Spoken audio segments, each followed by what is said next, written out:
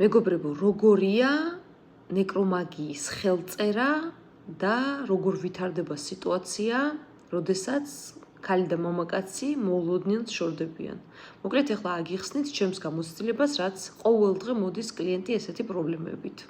მოკლედ, მოდიან კლიენტები, გოგონები და ამბობენ, რომ აი თითქმის სადღაც თვენახევარში უნდა გქონოდა ქორწილი, დავგეგმეთ აბსოლუტურად ყველაფერი, ან მაგალითად არის ესეთი შემთხვევები, რომ ვიყიდეთ ძალკე სახლი, უკვე ვაპირებდით გადასვლას, ასე შემდეგ და უცბად ეს ადამიანები აღმოაჩენენ, რომ მამაკაცს ყავს, ან ყავდა უკვე დიდი ხანია საყვარელი, ან ეს ადამიანი ყავს ახალი გაჩენილი და ეს ადამიანი 360 გრადუსით მოულოდნელად თვენახევარია შეიცვალა. ანუ ეს ადამიანი ვეღარ ცნობს თავის boyfriends.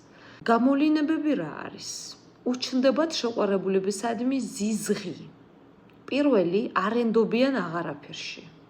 ექცევიან ძალიან, როგორი სიტყვა თქვა, ცოტა ოდნავ აგდებულად, რაც ძალიან მოგეხსენებათ, გასაკვირვებელია ესეთი ადამიანისაგან, როდესაც ადამიანი უკვე უნდა დაქორწინდეს შენზე და ამ დროს შენზე აგდებულ საუბარს იწყებს. ადამიანი არის გათიშული და ხან უყვარხარ, ხან არ უყვარხარ და ასე ვთქვათ, ვერ ჩამოყალიბდა რა უნდა.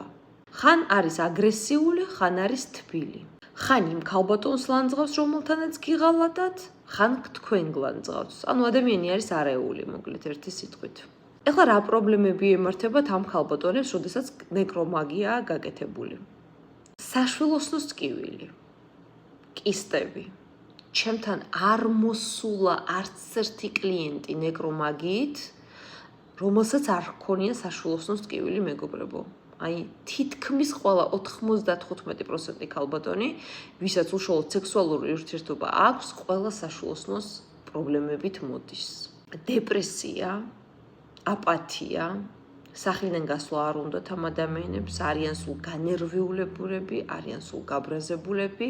ნუ რა თქმა უნდა, ნეკრომაგია მაგალითად მამაკაცის საყვარელმა თქვენს რომ არ გაგიკეთოთ და მხოლოდ მამაკაცს რომ გაუკეთოთ, იცით თქვენ, როდესაც სექსუალური ურთიერთობა გაქვთ ნეკრომაგიის ადამიანთან, ის თქვენ ისედაც გადადის და პირველი რაზე გადადის?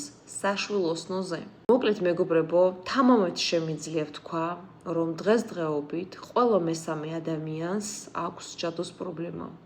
თუ მამაკაცი ოდნავ შეხედული, ფულიანიც რომ არ იყოს, თქვენ წარმოიდგინეთ. მით უმეტეს თუ ფულიანია, მინიმუმ 5 ადამიანი უკეთებს ჯადოს. ძალიან სამწუხარო.